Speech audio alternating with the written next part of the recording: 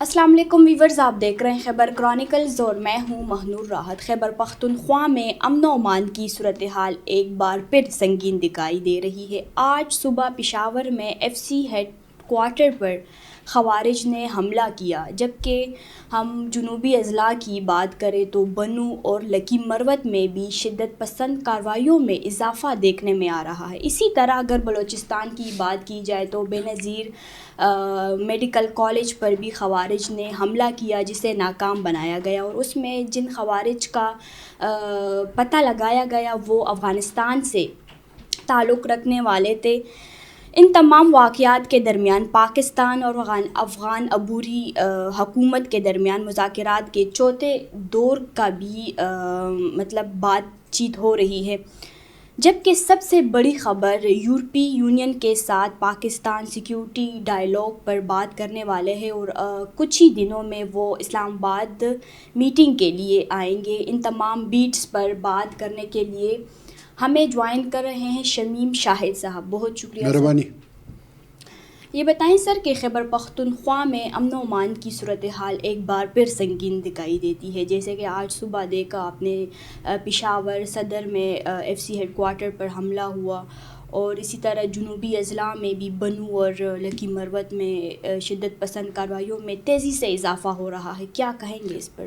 شکریہ جی۔ میں سمجھتا ہوں کہ عسکریت پسند جو کالعدم شدت تنظیم تحریک طالبان پاکستان سے منسلک ہے یا اس کی ذیلی تنظیم ہے، یہ تو ختم نہیں ہوئی، ان کا وجود تو ہے، پوری خیبر پختونخوا میں نہیں بلکہ پورے ملک میں ہے ان کا وجود، مگر ان کی سب سے زیادہ سرگرمیاں جو ہے وہ یہاں پر ہے۔ اور پشاور سے قبل اگر آپ دیکھیں تو لکی مروت میں بھی اٹیک ہوئی تھی، ڈی آئی خان میں بھی ہوئی تھی، باجوڑ میں بھی ہوئی تھی، مختلف جگہوں پر ان کی کارروائیاں ہوتی رہتی ہیں وقتاً فوقتاً، مگر پشاور پر جو حملہ ہے تو حقیقت یہ کہ یہ بہت بڑا دھچکا ہے ہمارے سیکورٹی کے لیے، سیکورٹی اداروں کے لیے، کیونکہ یہ جو جگہ ہے جہاں پر آج صبح حملہ ہوا ہے تو یہ پشاور صدر میں ہے، اور یہ موسٹ سینسٹیو ایریا بھی ہے، اور یہ میں سمجھتا ہوں کہ کس طرح یہ حملہ ہوا، کیونکہ یہ ایف سی ہیڈ کوارٹر جو ہے اب تو فیڈرل کانسٹیبلری ہو گئی، تو یہ اس کے ارد گرد کیمرے بھی لگی ہوئے، سیکورٹی اہلکار بھی تعینات ہوتے۔ صبح سویرے جب 8 بجے کے قریب یہ واقعہ ہو، مگر میرے خیال میں ان کی سیکورٹی جو ہے وہ تقریباً 6-7 بجے نماز کے فوراً بعد ان کی جو اہلکار ہے وہ مختلف روڈوں پر، کیونکہ ان کے جو آفیسر ہوتے ہیں یا جو ان کے اہلکار آتے ہیں تو اسی کے لیے سیکورٹی تعینات کی جاتی ہے، ڈپلائی کی جاتی ہے، تو میں سمجھتا ہوں کہ ایک بہت بڑا دھچکا ہے۔ کتنے اہلکار شہید ہوئے سر؟ ابھی تک جو پولیس حکام کا کہنا ہے کہ اس میں 3 ایف سی اہلکار جو ہے وہ شہید ہو گئے، 7 زخمی ہے، 7 میں 6 جو ہے وہ ایف سی اہلکار ہے، 1 راگیر ہے، ٹیلر ماسٹر ہے، اور جو دہشت گرد تھے تو ان کا کہنا یہ ہے، کوئی کہتا ہے کہ 3 ہے، کوئی کہتا ہے کہ نہیں 4 ہے، تو یہ تضادات تھے، مگر اس میں 2 خودکش حملہ آور تھے، 2 بڑے دھماکے ہوئے تھے، ایک گیٹ پر ہوا ہے، ایک اندر گھس کے اسی وقت اس نے دھماکہ کیا ہے، تو 2 بڑے بڑے دھماکے بھی سنے گئے، اور پھر اس کے بعد فائرنگ کا سلسلہ کافی دیر تک جاری تھا، چونکہ میں نزدیک رہتا ہوں تو وہاں پر یہ ساؤنڈ میں سن رہا تھا، تو حقیقت یہ کہ ایک بہت بڑا ان کا ٹارگٹ کیا تھا؟ اصل میں یہی F C headquarter, target تو یہی ایف سی تھا میرے خیال میں، یہ جس طرح انہوں نے اندر گھسنے کی کوشش کی تھی تو ان کی کوشش یہ تھی کہ یہ مزید کہ لوگوں کو شہید کر دے، ایف سی کہ اہلکار ہیں ان کو یرغمال بنائے، اور اس پر جس طرح اگر آپ دیکھ رہے تھے تو بنوں میں جو سی ٹی ڈی کا وہ کمپاؤنڈ تھا اس پر حملہ ہوا تھا، اس پہ کافی دیر، پھر لکی مروت میں بھی ایک واقعہ ہوا تھا، پھر کلاچی میں بھی کچھ واقعات جس میں ماضی میں ہوئی تھی، جس میں پہلے خودکش نے اپنے آپ کو گیٹ پر دھماکہ خیز مواد سے اڑایا، پھر ان کے ساتھی اندر گھس گئے اور کافی دیر تک، تو یہاں پر بھی یہ ہوا ہے، مگر اس میں پولیس نے کردار ادا کیا، ایف سی والوں نے بھی کردار ادا کیا، پولیس نے انہوں نے اس کو قابو کر کے تقریباً 1 گھنٹے کے اندر حالات کو کنٹرول کر رکھا تھا، یہ ایک ہے میرے خیال میں۔ اس میں میں سمجھتا ہوں کہ اس میں اگر مزید یہ اداروں کے درمیان کوآرڈینیشن اور رابطے بڑھائے جائیں، انڈرسٹینڈنگ ہو، تو اسی قسم کے ہم لوگ کے مطلب ہم یہ نہیں کہتے کہ مزید ہو جائے، مگر خدشات تو ہے. خدشات تو تب رہیں گے جب تک دہشت گردی کا مکمل خاتمہ نہیں ہوگا. تو لہٰذا اس میں ضرورت اس امر کی ہے کہ یہ پولیس ہو، C T D, federal constabulary, F C, security ادارے، یہ مطلب ایک دوسرے کے ساتھ تعاون کرتے رہیں تو پھر میرے خیال میں حالات تو بہتر ہو سکتے ہیں. بلوچستان میں بھی بے نظیر میڈیکل کالج پر خوارج نے حملہ کیا، اس کے حوالے سے تھوڑا بتائیں. میں سمجھتا ہوں کہ بلوچستان کے جو واقعات ہیں وہ خیبر پختونخوا سے ذرا مختلف ہے. وہاں پر تو مطلب باقاعدہ ایک انسرجنسی ہے، وہاں پر بلوچ جو ہے جو تنظیمیں ہیں وہ حکومت کے خلاف ہے. یہاں پر تو کوئی تنظیم حکومت کے خلاف نہیں ہے. خیبر پختونخوا میں، خیبر پختونخوا میں جتنے بھی سیاسی لوگ ہیں، جتنی بھی سوشل تنظیمیں، جتنی بھی قبائل ہیں، وہ تو تمام پاکستان کے ساتھ دے رہے ہیں. انہوں نے تو کوئی بغاوت نہیں کی. بلوچستان کا حالات ذرا مختلف ہے، مگر پھر بھی وہاں پر جو دہشت گردی ہو رہی ہے اس کی بھی ہم مذمت کرتے ہیں، مذمت کرنی چاہیے. اور اس میں بھی میرے خیال میں وہاں پر جو حالات ہیں اس کے لیے حکومت کو چاہیے کہ ایسی حکمت عملی اپنائے جس سے یہ دہشت گردی بھی ختم ہو جائے، جس سے یہ انسرجنسی بھی ختم ہو جائے. کیا کہیں گے سر، اسی دوران ایک جانب امن و امان کی صورتحال خیبر پختونخوا میں دن بدن بگڑ رہی، تو دوسرے جانب مذاکرات کے چوتھے دور کی بات چیت جاری ہے. کیا کہیں گے؟ میں سمجھتا ہوں کہ بالکل یہ ایران نے کافی مطلب کوشش کر رہا ہے، مگر ابھی تک مذاکرات شروع نہیں ہوئی. البتہ وہ جو سیز فائر ہے وہ برقرار ہے، اور ایران کی بھی کوشش ہے، کیونکہ ایران نہیں چاہتا کہ ان کے پڑوس میں دو پڑوسی جو ہے نا وہ آپس میں لڑ پڑے. ان کی مطلب ٹھیک ہے، اپنی مفادات اپنی جگہ پر، وہ پاکستان اور افغانستان کے درمیان جو ٹریڈ ہے، بندش ہے، اس سے وہ فائدہ اٹھانے کی کوشش میں ہے، مگر ساتھ ساتھ وہ یہ بھی نہیں چاہتے کہ جنگ ہو. لہذا ان کی کوشش ہے، ساتھ ساتھ رشیا کی بھی ہے. اور ابھی تک مطلب وہ جو ترکی ہے اس نے بھی مطلب وہ جو ہے نا اپنے آپ کو لا تعلق نہیں بنایا، ان کی بھی کوشش ہے. تو کوشش تو بہت سے ممالک کی ہے کہ درمیان میں کوئی راستہ نکل آئے اور مذاکرات بھی کامیاب ہو جائے، امن و امان بھی قائم ہو جائے. اس طرح صورتحال میں کیا ہوگا جب صوبے کے امن و امان کی صورتحال بگڑتی جا رہی ہے، ہر جگہ حملے؟ میں سمجھتا ہوں دو مسئلے ہیں نا خیبر پختونخوا میں. ایک تو دہشت گردی کا مسئلہ ہے، اور دوسری طرف اگر آپ دیکھیں تو اس کے تجارت کا زیادہ تر دار و مدار جو تھا وہ افغانستان پر تھا.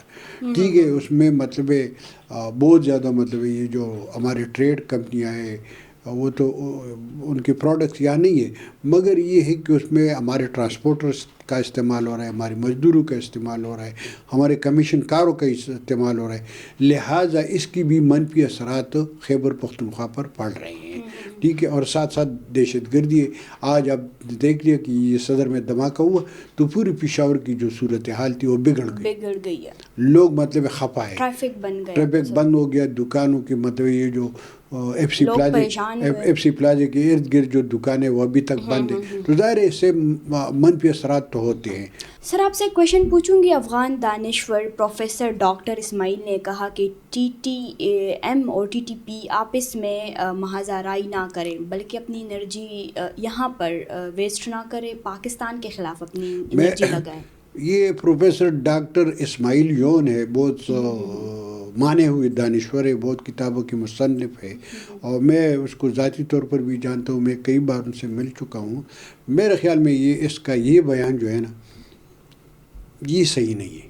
بالکل صحیح. اس نے کل مطلب ایک ویڈیو پیغام میں یہ کہا ہے کہ PTM پشتون تحفظ تحریک اور TTP ایک دوسرے کے خلاف محاذ آرائی نہ کرے، ایک دوسرے کے خلاف اپنی توانائی ضائع نہ کرے، اور یہ توانائیاں اور مل کر پاکستان کے خلاف کام کرے. میرے خیال میں کیا مطلب تھا اس کا؟ مطلب یہ تھا کہ وہ کہتے کہ پاکستان کے خلاف آپ انسرجنسی کر دے یا مطلب ٹیررزم کو مطلب میں سمجھتا ہوں کہ یہ ان کی نہ صرف پاکستان کی معاملات میں مداخلت ہے، بلکہ میں سمجھتا ہوں کہ بحیثیت ایک پشتون اس کو خود اس پر سوچنا چاہیے کہ کیا یہ بیان، کیا پاکستان میں پختون شامل نہیں ہے؟